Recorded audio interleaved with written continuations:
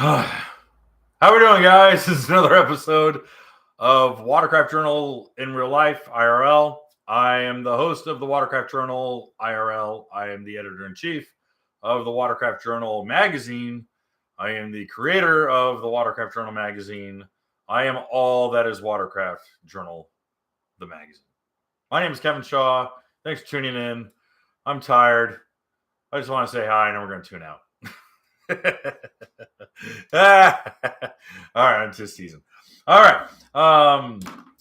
So hey, this is gonna be kind of a fun loosey goosey one because I'm totally exhausted and it's gonna be a long week.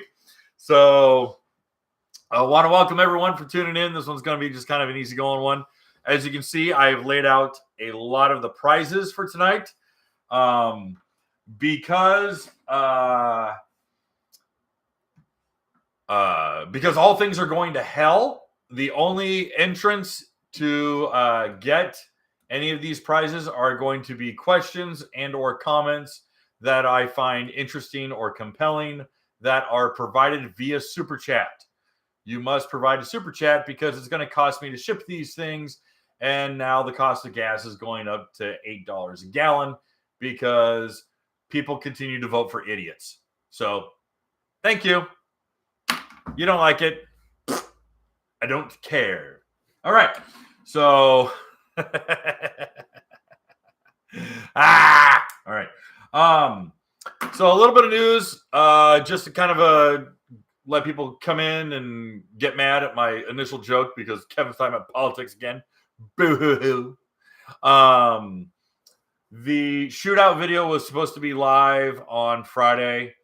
It was edited. It took about 4 versions to be edited just because it's 28 and a half minutes long. And it's one of our longest videos. And there was just stuff that I am too anal to let pass. And so we had to get revisions done. And because of those revisions, we just got pushed back. So the video is scheduled for midnight Wednesday. You guys will either on the West Coast, you'll see it late Tuesday night. For everyone else, it'll be Wednesday morning. You'll see it. But yeah. So the shootout between the 2022 Sea-Doo GTX Limited 300 and the 2022 Kawasaki Ultra 310 LX goes live Wednesday. So why don't we say Wednesday? It's spelled Wednesday, but no one says Wednesday. That doesn't make any sense. And that's a little shout out to Gallagher, who unfortunately passed away over the weekend. So anyways, the shootout video, I wrote shout out on my notes. The shootout video, which also co-stars our friend Greg Gaddis from Green Hulk Garage, the son of Jerry Gaddis, the heir of Green Hulk, is the co-host of that video. And that's going to be on Wednesday. I got a note from Sea-Doo basically telling me that I must have the Apex video done before the end of the month. And because I like their money and the skis they give me, the Apex video will be done before the end of this month. So it'll come out probably 28th or 29th. I'm looking at the calendar that's on the wall that you guys can't see.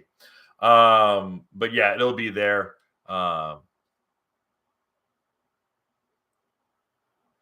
Squiggy, do you think election results are a direct reflection of inflating jet ski prices?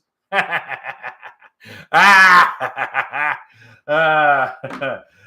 when the citizens of Pennsylvania not only hire Sloth from Goonies and a dead person to represent them. But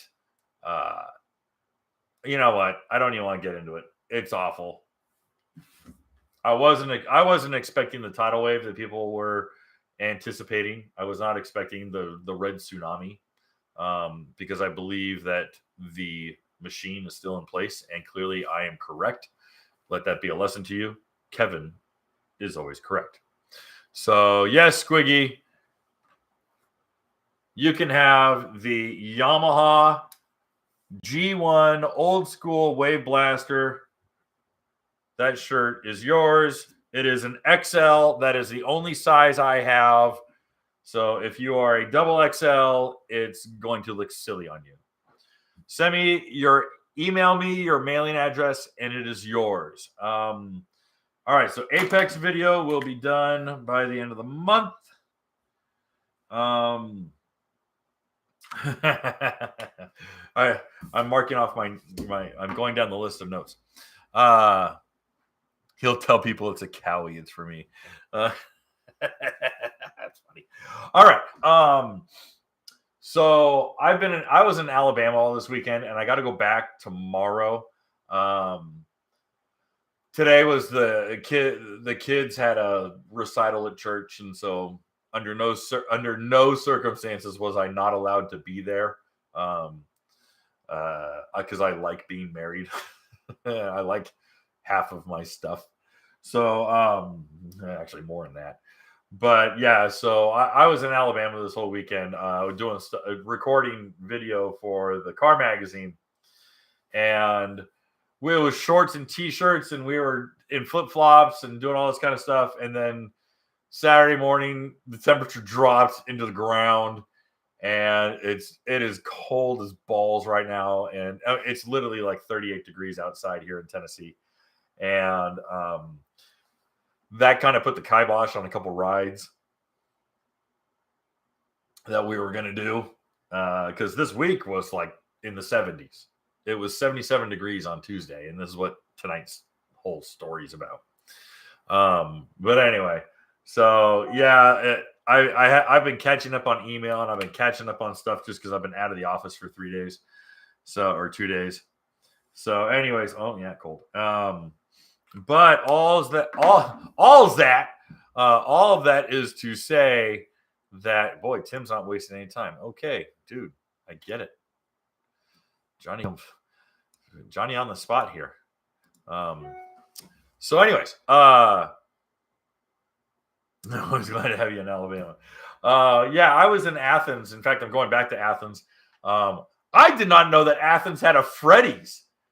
Freddys, for you guys who don't know, Freddys hamburgers and frozen custard is a very small burger chain.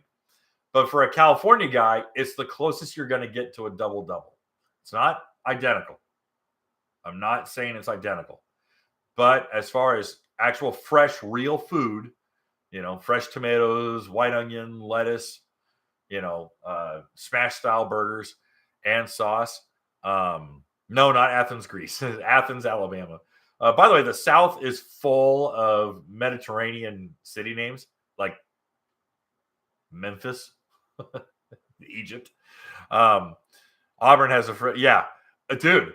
I went to a buddy of mine when there's a Freddys up by Holly Carburetors, Holly Performance in Bowling Green, and one of the guys at Holly took me there, and it was a good burger. But I went back with a friend of mine, and I said, "Well, what's the California burger?"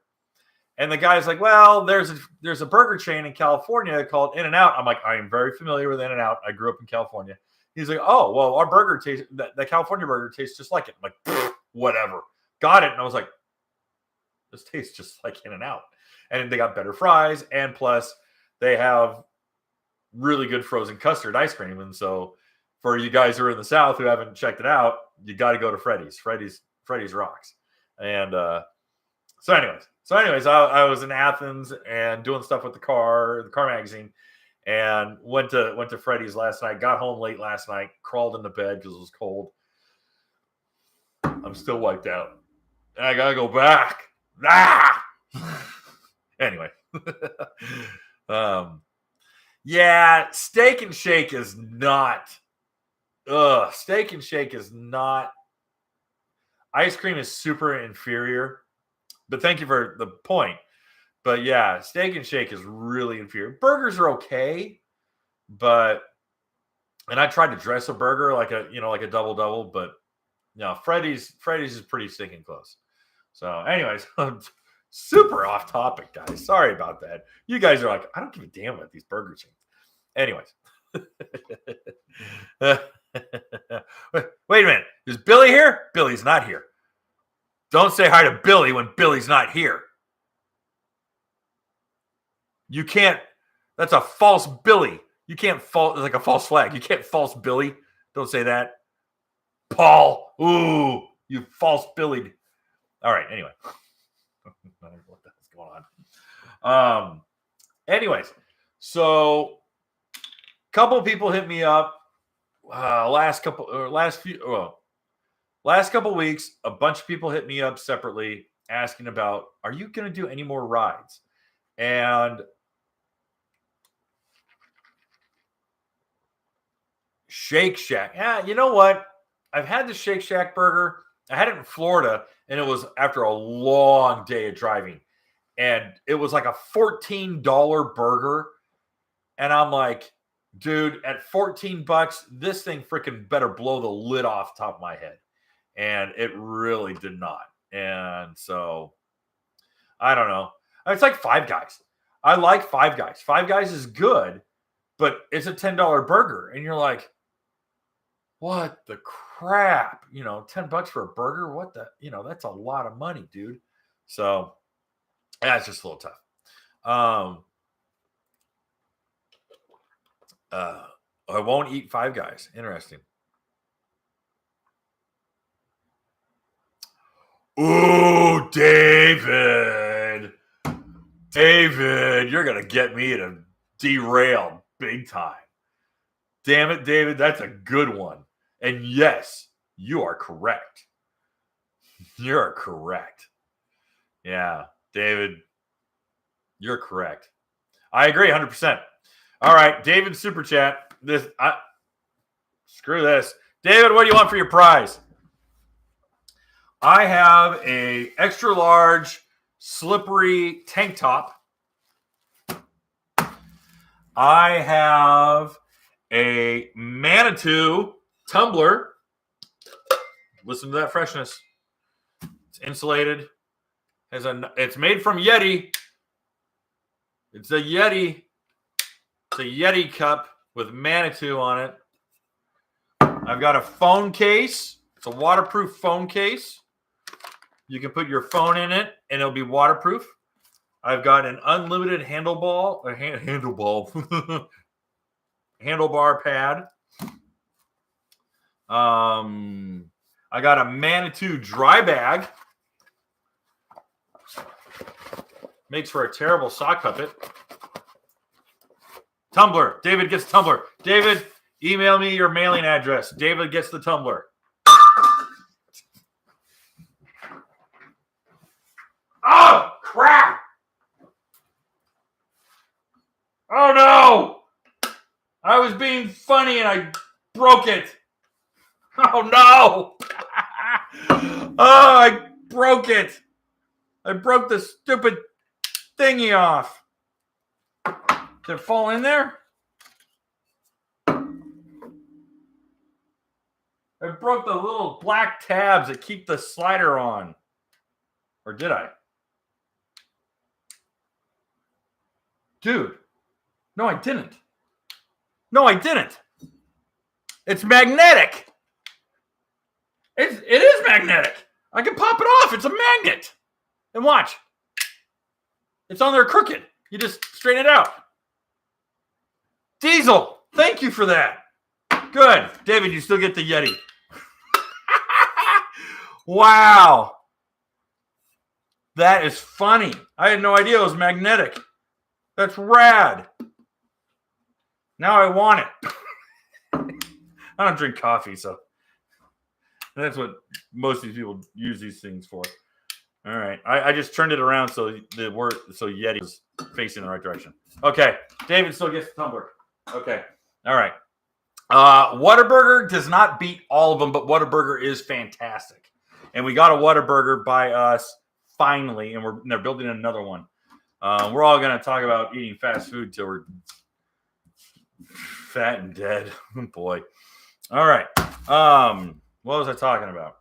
So, the ride.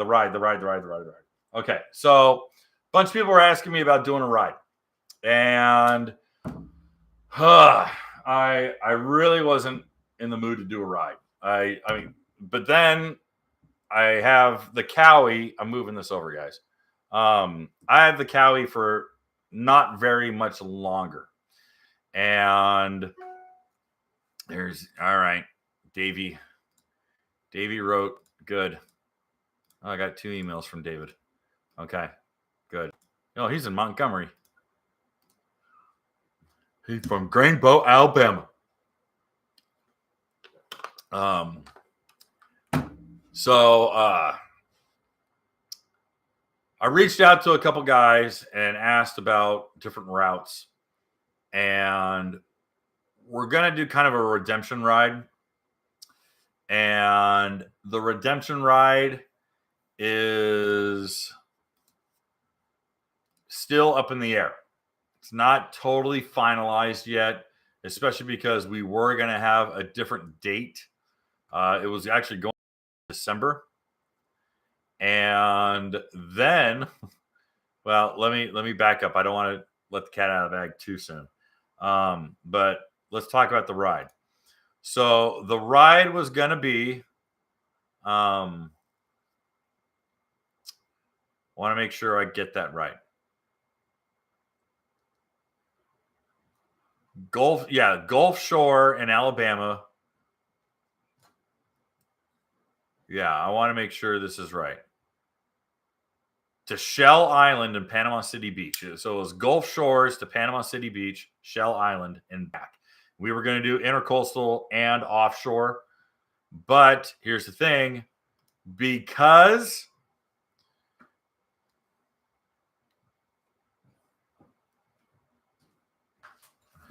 what are the names of the automatic tie downs in the videos that I use? Strappinos. Strappino. Boobity boppy. Bobbity boobity. It's Italiano. Hey, mama. Mambo Italiano. Anyways, so we were going to do from Gulf Shores to Shell Island and back. Comes up. What does it come up to? How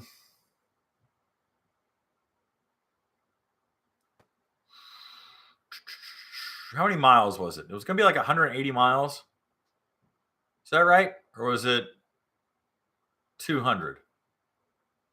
I think it was 200 miles. I think it was close to 200 miles. But we don't have a lot of daylight. We really don't have a lot of daylight. We really have about a 6 to 7 hour window to ride. Now, I was looking at the time we were planning on doing it December 3rd, and it's not happening December 3rd. But the neat thing about December 3rd was that the weather was going to be around 70 degrees, 71 degrees. Not warm, but not cold. But yeah, so David, yeah, I think it was about 220, maybe over 200, because we wanted it to be over 200 miles. Here's the problem, is that because we only have 6-7 hours to do that route, which is long, we have to have a really high average moving speed. And 9 times out of 10, the average moving speed is slow. It's 40, 45 miles an hour. We got to be averaging about 55, 60 miles an hour to be able to do that whole distance and refuel. And if, God forbid, there's any sort of like, hey, I lost my rack or this broke or XYZ, you got a cushion. We want to achieve our goal. What that means is, for the most part, naturally aspirated skis are out.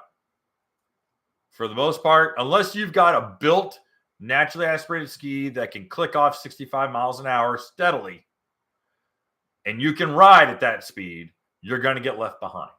The other half of it is you got to bring extra fuel, because we're not doing a lot of fuel stops. All right. We're not going 30 miles and refueling. We're going 80 miles and refueling. We're going 75 miles and refueling. That's the difference. So when it comes to these big, gnarly rides, you got to have your crap dialed. You got to be on a ski that can hang. You need to be able to hang, or you're going to get left behind. I'm sorry. I don't want you to be the reason we don't achieve our goals. I'm sorry. All right. Now, don't get me wrong. Crap happens. Weather changes. There's accidents. We're not going to leave you to die. That's not going to happen. All right. But we still want to post I will when we have a new date. And the new date right now is looking like January 7th. Saturday, January 7th. This is the soft launch. All right. It is. It's a He-Man ride. It's an Order of the Men ride. All right. This turns boys into men. And you know what's funny? It's probably going to be a cakewalk with a couple rough patches that are going to rattle your teeth a little, loose for about 20 miles. And that's going to be it. But guess what? I'm on a supercharged Cowie. I'm kind of, and our captain, Brad Bertrand. Sorry, got a message. But Brad and I are looking at it going like, let's beat the S out of people. Let's make it not a race, but let's make it rough. Let's make it a challenge. I prefer challenges than farting around with a bunch of guys listening to music. I want something that says, we accomplished something today. That's the idea. So if you're mental like I am, that's what we're going to be doing. So January 7th, we'll do a hard announcement. The problem is that I don't want 50 people going on this. Neither does Brad. We don't want to wrangle cats. If it's half a dozen guys, we're totally cool with that. If it's 10 guys, that'd be enough. All right. We don't need 50 people. All right. I don't like having to herd, be a cattle rustler. That's not what I'm interested in. Okay. I want to ride with a bunch of select dudes who just want to ride hardcore. That excites me. That is what interests me. So that is the Rough Water ride that got rescheduled. We do not have a name for it. We just have a loose date, and we'll be putting in the launch ramp. Where we are putting in is Gulf Shores. Yeah, Gulf Shores, Alabama. And we'll be weaving in and out of the intercoastal and offshore. So that is the plan. All right. He-Man ride. Just name it the He-Man ride. Too many skis equals too many problems. That's true, too. I agree. Henry, heard you're a Mopar fan. What do you think of ABT Stradman's 6x6 Hellcat Gladiator? And did you hear about the B-17? Yes. The Texas guys. The Texas Fortress. That absolutely breaks my heart. That the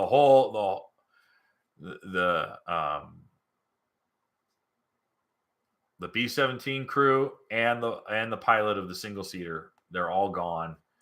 Totally unnecessary maneuver. Totally avoidable accident. Heartbreaking. Yeah. Am I sad about the planes? Totally. It was at a Texas air show. Squiggy. Yeah. It was I don't know if they were doing rides on it. I don't know. Are you launching at the new ICW launch? That's a good question, Chris. I don't know. I don't think we are, but I have to confirm. I will have addresses when it's finalized. And it'll likely be finalized probably by the end of this month because I want to give people at least a month's heads up. So that's what we're going to be doing. Yeah. I don't know if people were getting joyrides on the B-17. I just know that both crews were killed. Both planes are totaled. It's full loss. It's total loss. It's nightmare scenario, and it's so avoidable. In fact, the gentleman I was with was an Air Force helicopter engineer and had served in Afghanistan and served in all over the Middle East. And he was very keenly aware of the accident. And he was like, Dude, none of that should have happened. It was just bad. Some bad decisions and some bad circumstances, and it just was awful. So, all right. All right. So rough water ride. Okay, so let's get into tonight. You know what, Henry? I think I owe you. This is yours, isn't it? I think this is yours. You need to email me your address so I can mail it to you. Otherwise, it's going to someone else. My email isn't sending it to you. I don't know why. Can you private message me on Facebook or the Watercraft Journal private message or Instagram? I'm super easy to get a hold of, so I don't know. info@watercraftjournal.com. I don't get it. I Instagrammed you. Oh, don't Instagram me. I'm never on Instagram. All right, fine. I did that. It would not go through. I Instagrammed you. Okay. Oh, Lord. Okay. Well, anyways. All right. So, a lot of you guys may not know that the Watercraft Journal we don't sell a lot of products, primarily because I don't want to piss off our advertisers. But there are some stuff that I know need to be made that I've wanted to make, and my wife's like, I think you better call Dave at Riva or, the guys at K-Speed. And Nirvana's Nevermind album. It's a little girl in a bathing suit with a scuba mask. It's not a naked baby with his penis hanging out. How old were you when Nevermind came out? I was in 8th grade.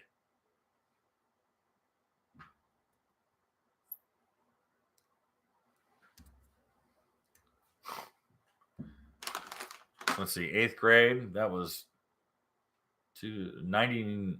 Is that 90? 91? Maybe 91. Yeah, so I'd be 14. Okay. 8th grade too. Had it on tape. Had it on cassette tape. All right. So,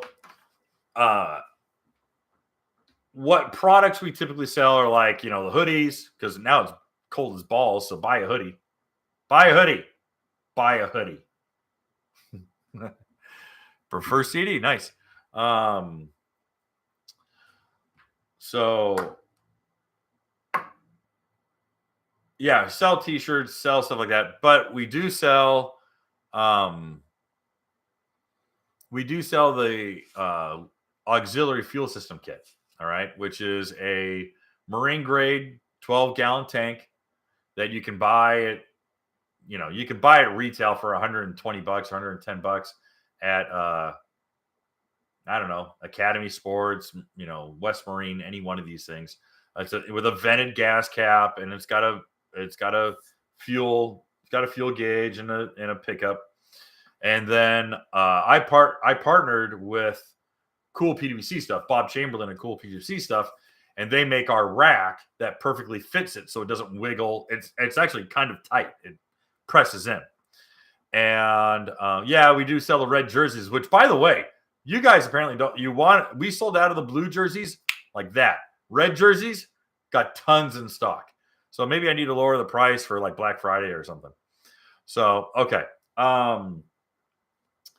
But we have the auxiliary fuel tank, and the rack we've had to adapt for all the different watercraft that have popped up over the years.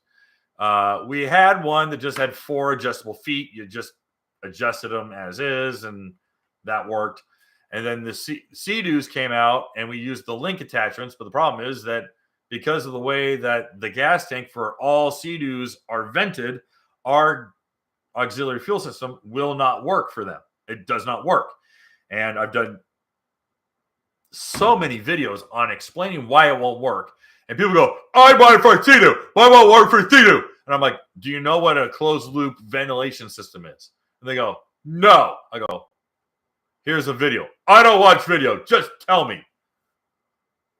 So, whatever. But our system only works when it is a open loop ventilation system. When the gas tank is vented to the atmosphere through its own specified line, all right, through a breather. If it's vented through the gas cap like a Sea-Doo, we have to replace your gas cap with a billet locking non-vented gas cap, have you drill a hole somewhere, put a nipple in it, silicone it, and then put a feed on it. I'm not making you do that. I'm not. I don't want to be held reliable because some moron took a drill to the gas tank of his ski and then he goes kaboom and blows the top of his ski off. So I'm not going to do that. I'm just not. All right. You emailed me. Henry. Yeah. Gross Point Blank. I got your email, Henry.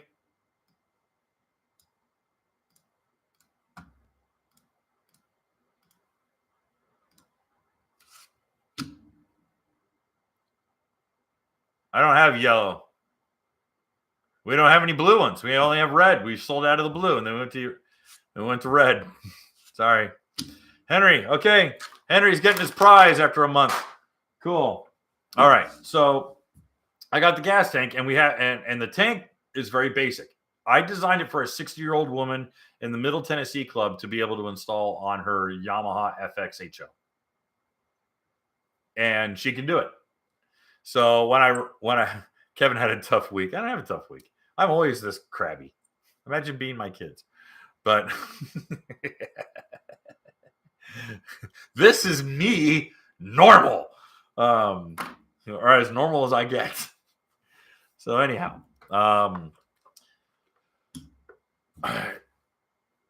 it's hard making a product that's kind of like supposed to be a Swiss Army knife that's supposed to be universal, one size fits all. It's really, really tough. So I get the Ultra. And I know for a fact, because of measurements, that our traditional ZBar rack, the rack that we have for the auxiliary tank, goes right on the 310X. Just pops right on. And zero problems, three-point adjustment, super tight. Make sure everything is real, real snug. Run the fuel line, cork it in. Bob's your uncle. You got an extra 12 and a half, 13 gallons on the back of your ski. Any Yamaha I don't recommend putting it on the back of an EX. Let's just say that. I don't recommend putting that fuel tank on the back of an EX. Any VX, any GP, any FX, and any Cowie, it'll take, that rack goes right on, boom, gas tank plumbs in, you're off to the races. All right, you're good. Not literally racing, but you get my point. So,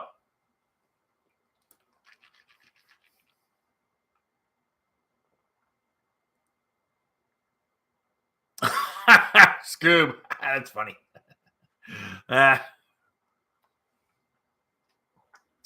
Chris, I love Chris's first comment. This is my first time attending a live session. I agree with Kevin's idiot comment. I love it. Congratulations, buddy. It's gonna get worse from here. So, anyways, Henry, I'm gonna take your prize back with that stupid question of yours. You better retract it. So, anyways, where does a backpack? He did take it down. That's funny.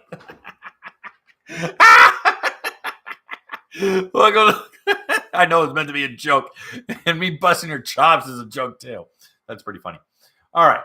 So the problem with the Ultras is that now the LX and the LXS all have this extended deck on the back. All right. And the extended deck on the back are what's called the ZBar Rack, which allows us to not only keep from digging into the hydroturf or the matting that's on the back of your runabout, but it also attaches and tightens to the bond rail that's on the back of the ski. It puts the whole gas tank, puts the gas tank all the way at the back edge of the rack. And quite frankly, you really don't want that thing hanging off the back when it's 73.5 pounds fully loaded, full of gasoline on the very tail edge of a plastic extended deck. Okay? You wouldn't want it on the very end of a Fish Pro deck, and you wouldn't want it on the back of the Ultra deck. It's a terrible idea. You're going to break it. You're going to hurt something. It's plastic. The deck is, not our rack. So all that is to be said is that I was messing around with different fitments and different ways to attach I have 2 different prototype racks on the back of the Ultra. And because I don't have the new Kawasaki rack with their new attachments and stuff, we were kind of doing some measurements and stabs in the dark and things like that.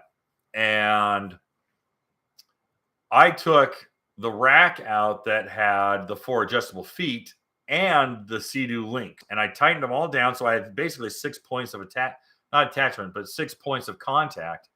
And then I had taken ratchet straps and ran them parallel off the back, up around the Ultra deck and to the top and back of the rack with the turnbuckle off the front. So I was triangulating from the highest points of the rack, holding it down. That I was not getting any side to side. I was not getting back and forth. I had a really rigid setup. That is not something I would sell. I want something that has a mechanical attachment, not just ratchet straps. All right. That's not enough. That's not good. So,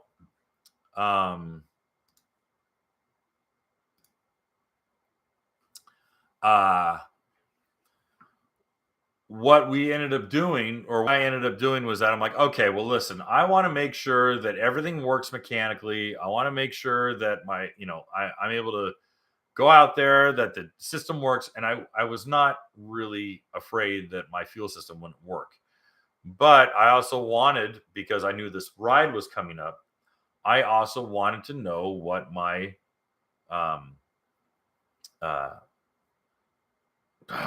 I'm brain farting. Sorry. I wanted to know what my range was. Wow, I can't believe it took me that long to think of that word. I wanted to know what my range was with that tank. And so I get everything all dialed in. I'm like, okay, I got everything I thought I needed. And I hit the water. And I'm going up the Cumberland River. And I'm going way past Lebanon. I'm going the same route that I did when I did it with the STX. Now, I set my average speed at 60 miles an hour, or cruise control at 60 miles an hour, even though I was running about 5 pounds of boost, because it's a low RPM. It's about 50. I think that puts me at like 5,200 RPM or 5,300 RPM. And I was riding along, and I'm like, boy, this thing's Cadillac. This thing's smooth as glass. And the water was pretty smooth. It was just smooth sailing. I really was not expecting anything to really pop up. But here's what I had in my head was I have 12.5 gallons, close to 13 in the back, in the tank in the back. And then in the fuel cell in the ski is 21 gallons. Okay. And I topped it off. I'd done a really good job.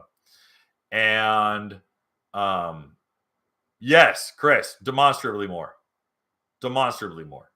excessively more.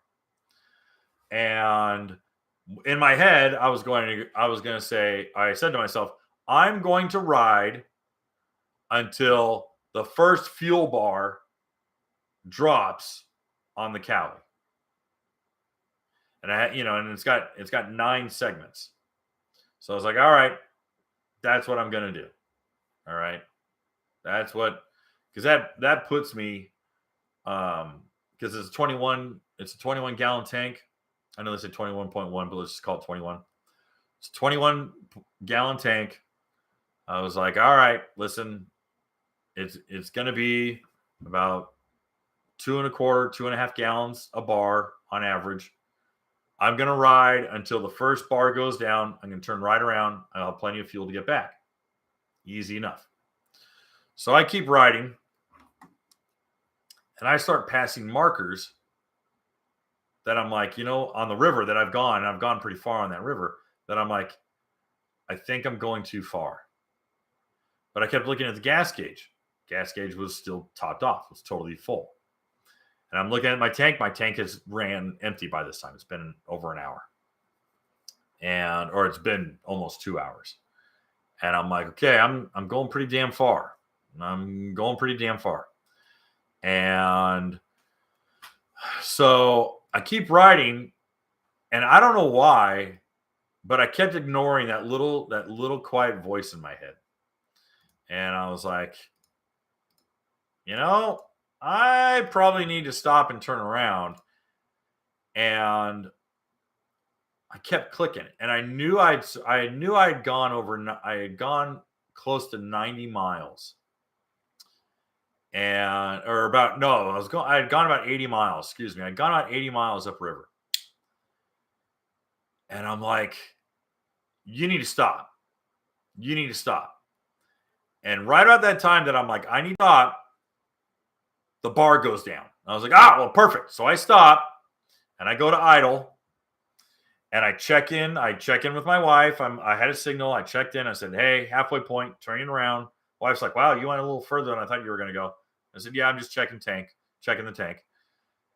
And I went to record this video, and I put the full video up on Facebook. I don't know if you guys have watched. It's a 3-minute video where I do my little check-in.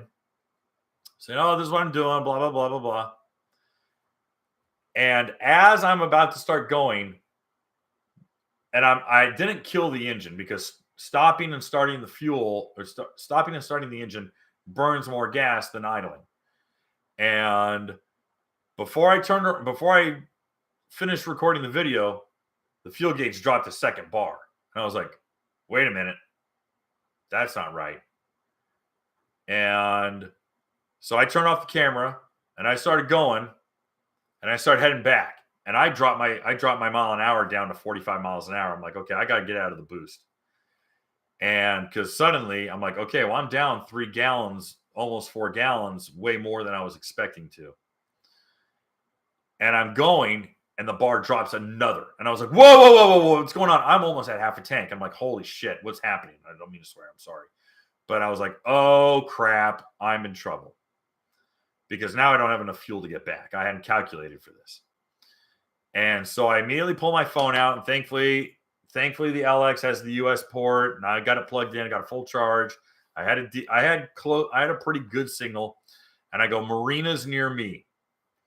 And I start looking at the marinas, and it tells me this boat launch, this harbor bar, this Pine Harbor boat launch, and it's next to a highway. And I'm like, okay, I'm gonna go here. And I hadn't been there. I don't even remember where the heck it was. Let me pull up Google Maps just for fun.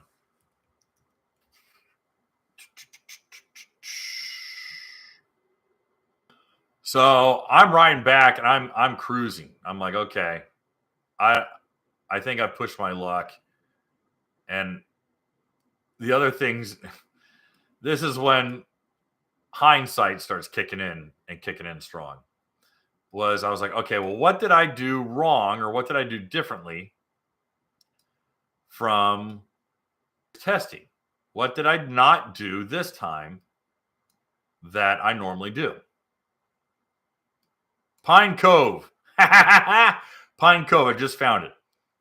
Second Creek Ramp, Pine Cove campsite. Okay, good. So right off of Highway 25. So I'm like, I'm going to Pine Cove. I'm going to this this ramp, this Sound Creek ramp. And I come up and I'm watching the fuel gauge just drop and drop. And it's just precipitously dropping. And I go, what the hell? I got the trim all the way up. I'm I'm doing all the tricks to keep this thing cruising, and it is inhaling gas. And I'm like, okay, I got a problem here.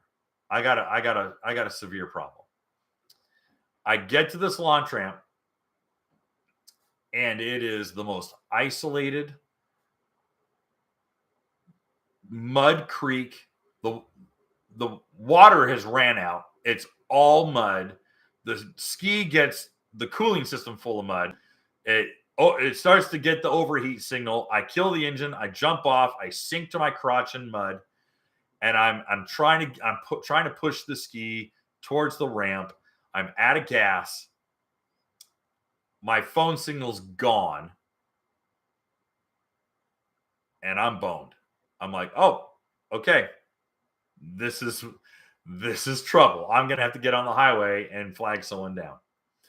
So as I'm dragging this thing up to the beach, it dawns on me. I'm like, you didn't bring a spare tire. And what I mean by spare tire is that I didn't bring the extra 2.5 gallon jerry cans I normally bring, which are the vertical Rotopax cans that go on the side of the rack. And I didn't bring my extra 5 or 2.5 gallon gas can in the front. I always carry spare tires. I always do. And all these guys who are like, oh, don't pack gas in the front bin. But I'm like, do you understand why they don't want you to do that? 2 reasons. A, gas cans can bounce around and spill gas all over the engine compartment and immediately light your ski on fire. Okay. That's number 1. Number 2 is gas needs to ventilate. It expands, it degasses, it needs to ventilate. And if it doesn't get to ventilate, it pops or leaks and leaches, and you got gas in the engine compartment, and then kaboom, you blow up. All right. So the way to mitigate that is A, don't fill it all the way, and so that when it has room to degas. And second is strap it down really, really tight. And thankfully, what I really liked was the RX-PX and the GTI had hooks that I could bungee cord and keep it. It would never move. I would keep a 2.5 or a 5 gallon in the front of the RX-PX, and it would never budge. It would never move. I showed it to the guys at Sea-Doo. I sent them pictures. I'm like, this thing's bitching. And they're like, oh, well, we don't recommend that, but okay, cool. And I was like, yeah, that works. That works really good. Cowie, no such luck. You can't get anything in the front bin because the opening's so damn small. Anyways, so I get to this launch ramp and I'm fit to be tied. And I can't message my wife because it's like, stupid T-Mobile saying like SOS only. So I get my keys and my wallet out. I get my phone. I get the lanyard and the key off the Cowie. And of course, I'm wearing my board shorts that only have one pocket. So my pocket is totally packed like this. And I walk up the launch ramp and I try to find, and I see the two cars. Some fishermen had parked their cars. I'm seeing if anyone's there. No one's there. So as I'm coming back towards the entrance to my parking lot, Toyota Camry pulls in with a young couple, and they look at me and they're like, "You okay, man?" And I go, "Actually, I'm in trouble." And they're like, "Really?" I'm like, "Yeah, I'm that idiot with that jet ski right there. I'm completely out of gas. I need help." And the guy's like, "Oh," or the girl's driving. She goes, "Well, there's a gas station just up the road." And I said, "I will fill up your tank in your car if you'll let me take my big gas can, my auxiliary tank, with me and fill this up." And she's like, "Sure, no problem." I'm like, "Really?" She goes, "Yeah, no problem. We got the day off." I said, "Okay, great." So it takes me about 5 minutes. I unhook everything. I pull the big 12-gallon tank out of the back. I sit in her back seat, and I'm trying not to track a bunch of mud and gas into her car. I feel terrible. And they drive me all the way to the Shell gas station. I buy 2 jerry cans, two 2-gallon jerry cans. So I fill up the gas tank with 12.5. I fill up the 2 jerry cans with 2. I top off her car. We drive back. I'm desperately trying to keep gas from spilling inside of her car because it's trying to push it out. Not going well. I put the 2 jerry cans of gas in the belly tank. And I'm sitting there in my head and I go, okay, listen. These auxiliary type of gas tank, these auxiliary gas systems, whether it's my kit or anyone else, because there's a million people who do this. I didn't invent this. Okay. A vacuum siphoned gas tank has been around since the dawn of time. All right. I did not invent this, but I made a package that's just easy. It's all in one. You know, it's like ordering a number one at McDonald's. It's a Big Mac, fries, and a Coke. So anyways, so we set it all up. We get going. All right, I set it all up. And in my head, I go, okay, I got a problem. Because if there's not enough fuel in the fuel cell of the ski, the fuel cell will not generate enough vacuum to start siphoning out of the back. Well, in my head, I'm thinking, okay, I've got about 5 gallons in the tank. I've just put another 4 in the tank, so that's 9. All right, that's a little less than half. And I'm hoping that if I stay at 35, 40 miles an hour, 35 miles an hour, completely out of the boost, that it'll generate enough vacuum to start pulling out of the rear tank. So this takes about an hour. Everything's hooked back up. I wade the ski out of the mud. That takes me a few minutes. Okay. Wade all the way out.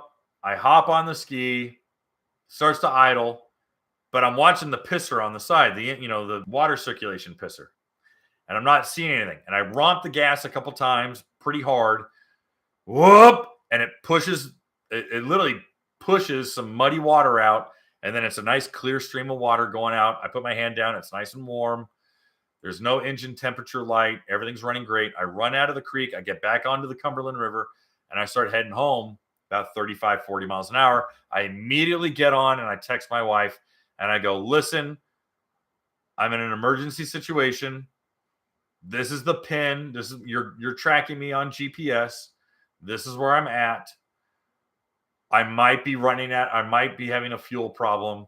I'm going to try. If I'm having a fuel problem, I will find civilization, but I might need a ride. She goes, keep me posted. Great. So this is one of the few times that I'm happy I had my phone with me on a jet ski. So I know I've been poo-pooing having phones on jet skis, but this time it saved my baby. So anyway, I keep riding. And so far, we're staying just at the two or 3 bars on the gas gauge. I'm like, okay, it hasn't moved. I think I'm in good shape. You know, it's not doing anything stupid.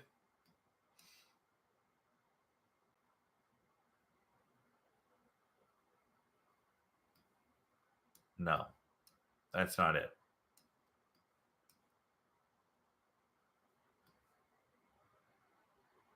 Yeah. Okay. Yeah. South Route 10. I want to make sure I was at the right spot. Yeah, we are. So I'm riding and I get around. I don't even make it because, okay. Cumberland does this. It's just serpentines. It's terrible. I don't even get around the next lower, chicane when it drops another bar. And I go, okay, it's not pulling gas. I go, this thing's not pulling gas. I'm in trouble. And if it's not pulling gas, there's no way I can make it out of here. So I come up onto a big overpass that was a big marker that I've gone to on other rides. And I know there's a launch ramp right there that's well lit. It's got all sorts of lights. It's a nice municipal launch ramp.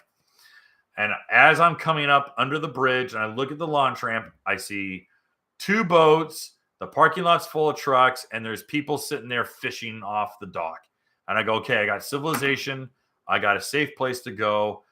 This isn't siphoning gas, and there's no way because I didn't bring any way to siphon, hand siphon or pump siphon or even suck siphon the fuel from the auxiliary tank into the belly tank. And even if I did so, I wouldn't get back in time before nightfall, because now it's like 3:45 and sun goes down at 4:30, 4:40. So I said 3:30, I meant 4:40, 4:30, 4:45. And I was like, all right, I got to do the right thing. I got to tap out. I got to ask for help. So I pull up to the launch ramp, and thankfully it was still in the 70s. We were in the mid 70s that day. So I go, all right, I got to call it. I can't let my ego get in the way of this. So I pull up to the dock, and I pull right up and I go, hey guys, I got a question. And they go, what's that? And I said, is there any fuel docks near here? And the guy says, well, there's a fuel dock, but it's a few miles up the way. It's up in Bledsoe. You probably got another 10 miles, 10, 15 miles. And he says, and that's driving. That's not on the river. River zigzags. Remember, it just does this. So I'm like, all right, well, I think I'm calling it. And the guys are like, well, where are you coming from? And I said, well, I'm coming from Hendersonville, but I was out past Lebanon, or I was in Hartford. Is it Hartford? No, it's Hartsville, right? Hartsville. Yeah, I was past Hartsville. And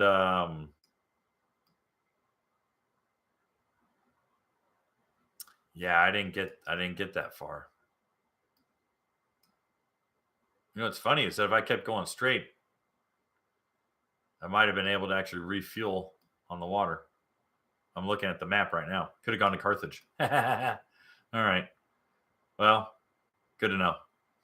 So, the things you do looking back at it. Always have your phone and extra gas. Learn from my mistakes. So, these guys were totally cool. They're like, they're like, hey, listen, buddy, you get your wife to come get you. Go get your truck, come back. They're like, we'll probably be here. I said, really? He goes, oh, yeah. And as he said that, he just cracks a beer. It's like, I ain't going nowhere. I said, all right, thank you. So I gave my wife a call, and she's like, where are you? I'm like, thankfully I was an hour drive. I was 50 minutes away. She's like, really? And I'm like, and I sent her a pin. She goes, you're exactly 50 minutes away. She says, I gotta pick up the kids from school. She goes, I'm in line right now to pick up the kids, and I'll get on my way. I said, great. She goes, do I need to bring anything? I said, nope. Just come and get me. I got my truck keys. Just drive me home to the launch ramp that's 2 blocks from my house, and I got to get the truck, and I'm just gonna put the foot down and drive all the way back another 50 minutes and go get the ski. So she's like, okay. So around sunset, she comes pulling up, and I'm in board shorts and my blue jersey. You can see me wearing my blue jersey. This is at the launch ramp, by the way. And let's see if I can. Why won't it let me scroll? You can see the people in the background.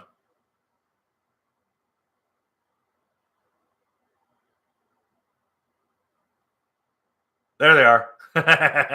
Yeah, he had a couple of beach chairs set up, and he was just casting lines and hanging out with his old lady and drinking beer. So, anyways, so I was like, all right, I gotta go. So we drove, and of course it's rush hour traffic, rush hour Tennessee. Don't get me wrong, but we drive through Gallatin back into Hendersonville, and I'm starting to get nervous because I can't help myself. I'm starting to get nervous. I'm like, I've taken everything. I've tied that ski off. But in my head, I'm imagining some guy like coming up with a knife and cutting the rope and dragging the ski behind his bass boat and taking the ski off. So in my head, I'm like, okay, well, listen, I have both. I have the slow key and the regular operation key. I have the lanyard. If any dealership tries to program a key, it's going to come up on the registry. So if that ski disappears in between me going home to get the truck and coming back, I'll call Kawasaki immediately and go, hey, the ski's stolen. This is what happened. If anyone comes up in the next 3 states trying to get a key program for this thing, it's the stolen ski. So that's what I have in my head. I'm going through all the scenarios because I'm a psychopath and that's what I worry about. So we get home, we get back to the launch ramp. I jump in the truck. Wife waves goodbye. I back the truck up with the trailer and just burn tire all the way back another 50 minutes. I think I shaved like 6 minutes off of it. And I pull it, and it was so funny is that this little launch ramp is so remote. It's a municipal launch ramp, but it's so remote that there's this tiny little road that's unlit with no road sign. You think it's a driveway to someone's house. I blew past that damn road twice, and I'm like, where the hell is this place? Holy crap. And it's dark as night. I mean, at 5:30 at night, you would have thought it was midnight. It was unreal. And I get to the launch ramp and no one's there. And I was like, oh no. Oh crap. So I speed down because there's no cars, there's nothing, but the lights are on. And as I drive down towards the water, you can see the red tank hanging off the back of the Cowie. And I'm like, okay, good, it's still there. And I back the truck in and I jump out and I run over to the ski and make sure the ski's okay. And I'm like, all right, everything's okay. I got the keys, blah, blah, blah. So I do my little minute video. I do a little minute video. And all these videos are up on Facebook. If you go to not my personal, but to the Watercraft Journal Facebook page. So I walk around and, before that.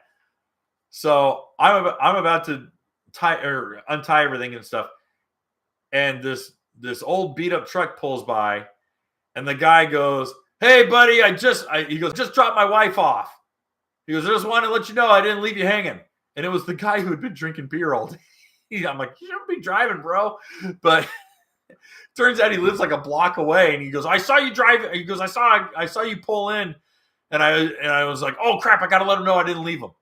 So the guy came, got in his truck just to apologize to me. So I was like, okay, that's quality people.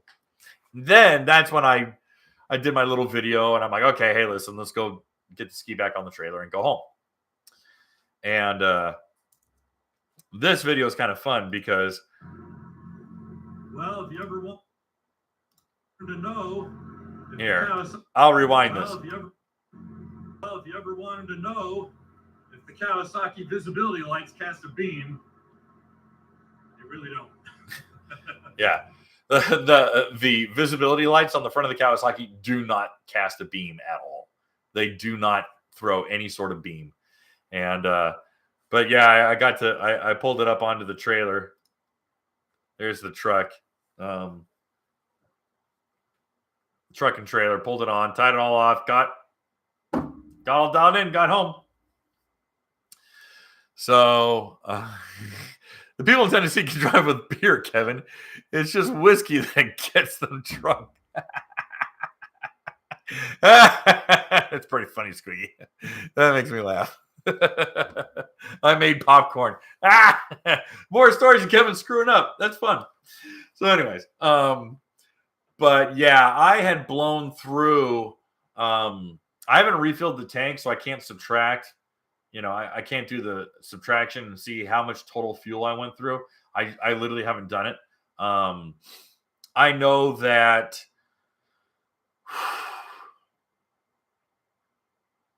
I had 1 bar of fuel previously on the Cowie, and when I filled it up, it only took 16 gallons, like 16 and a quarter gallons, which means it was just at 5 gallons in the fuel cell.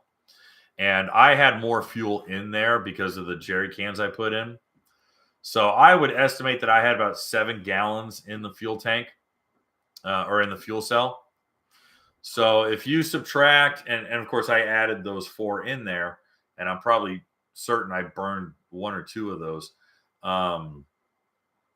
So rough estimate, just guessing, rough estimate is that I went through 12 and a half in the fuel tank in the back and went through, I'd say 17 gallons, 18 gallons in the front in the fuel cell.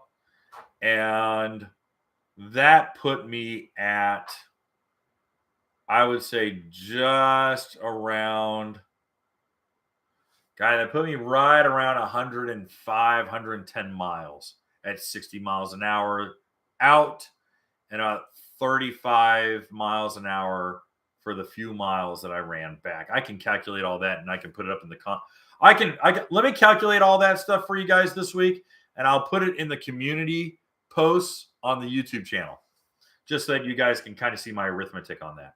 Because right now I'm doing I'm doing rough math off the top of my head, and it's 8 o'clock at night on a Sunday. So do this for science. So yeah.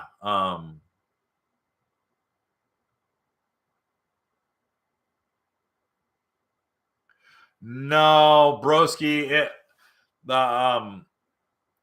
I thought, and I hate saying it this way, but I thought, well, what if I uncorked the feed line from my kit that feeds into the factory fuel cell, and I just siphoned on it and got some vacuum and put it in the gas tank.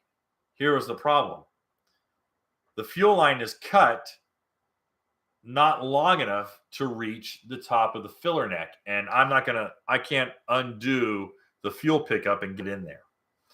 So that was the only thing I was thinking of, was I'm like, oh, maybe I could do that. If I tried to hold the 12-gallon fuel cell and get a funnel and try to pour it into the filler neck, I would have probably spilled 7 gallons of gasoline all over that jet ski and myself and into the water, and I didn't want to do that. So it was better to tap out and do it this way and just go, hey, you know what? That's testing parts.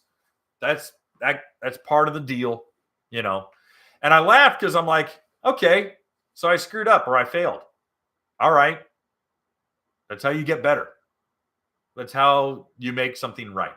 You break whatever part, or you fix this, or you push it this far. Okay, you fail. Get up, do it again. So I didn't get to do it again this week, I won't be able to do it again this week because I got way too many irons in the fire. I got to get the shootout video done. I got to get the script for the Apex Sea-Doo video done. I got to go to Alabama tomorrow to go get my charger from Rob Colanino from Detail Rescue, because we did a big video on paint restoration, paint job, not color correction, but paint correction, and if you can make an old cheap paint job look good. And Rob did an amazing job. I mean, I only filmed part of the car. He's finishing the rest of it. It's unreal. Looks like a $15,000 paint job, and I paid $3,500 for it back in 2008. So anyways, if you guys want to laugh at the live versions of me screwing up, go to the Facebook page for the Watercraft Journal, and it says 1 of 4, 2 of 4, 3 of 4, 4 of 4, and you can just kind of see how it went.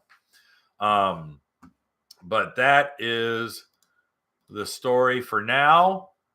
We're going to be making corrections and updates and hopefully improving the rack so that guys with the Kawasaki that has the deck extension, the Ultra deck, can use it. But other than that, that is that. Let me cross all these off. All right.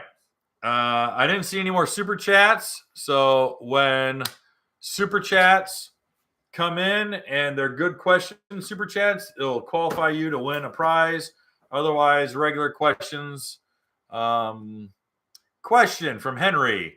Got the Riva steering system for my Superjet. Would you put the HydroTurf shock pad on it as well? Your video on the Riva edition Superjet. Thank you. Yeah, I would. I don't ride stand-ups without wearing a helmet because I have gone face first. I have gone face first into handle pulls, and I like having teeth. So I typically wear a helmet now. If you're going to do that, what helmet do you wear? I was sponsored by Troy Lee Designs, and so I used to wear Troy Lee's. Then I hooked up with Fly Racing. The nice thing about Fly Racing is that Fly Racing specifically designs a lot of their motocross helmets to be wet, to be in water. So you can remove all of the padding and it dries out really nice. It wicks water really quickly. One of the best things about the Fly Racing motocross helmet or the Watercraft helmets that they use, and they don't say Watercraft, they'll typically be like MX, but they don't have any sort of, or excuse me, they make removing the foam for the filter for like dirt bike racers. You take that foam out so that you can get good air circulation while you're riding, and once you go in the water, which you will, that foam won't pop out and get in your mouth or hit you in the face, and you're gonna, once you get your head out of water, you're not struggling for air. So the Fly Racing helmets are really good because they don't require any modification. Every other motocross helmet that I've used while racing, you had to modify it just so that when you're in the water, you could get your head out of water. So yeah, try Fly Racing. Yeah, Fly Racing does a really good job. Their helmets are really good. Okie dokie. Question: did you have a beer with the guy at the ramp? No, I don't drink anymore, guys. I stopped drinking when I was in college, and that was one of the better decisions I ever made in my life. All right. I think that is it for the questions. Didn't see any more questions.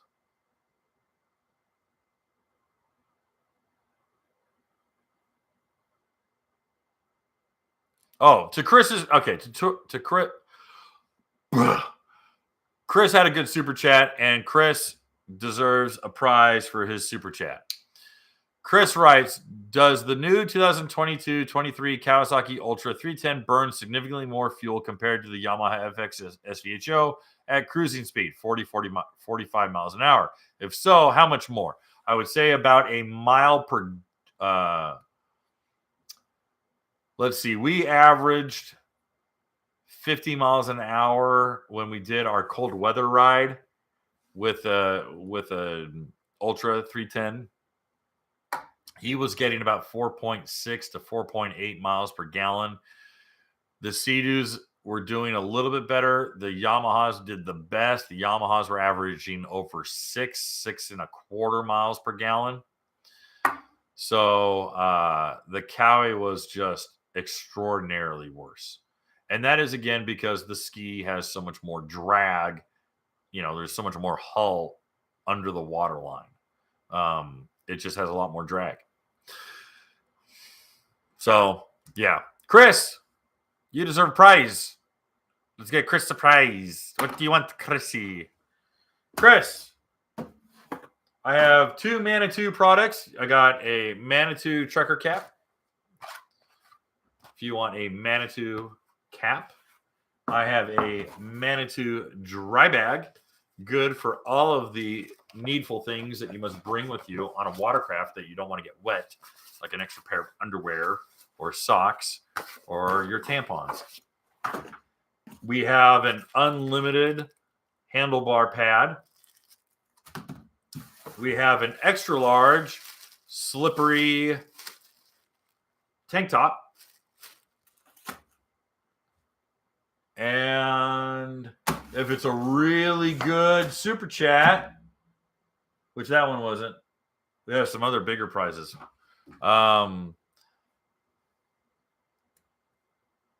It is. Yeah, it was pretty cool. Henry, if you got a super chat, go right ahead, and then I'm going to get out of here.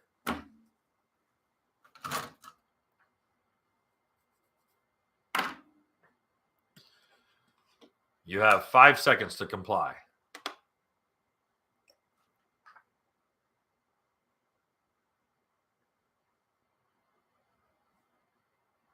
All right. Well, that was it. Thanks, guys.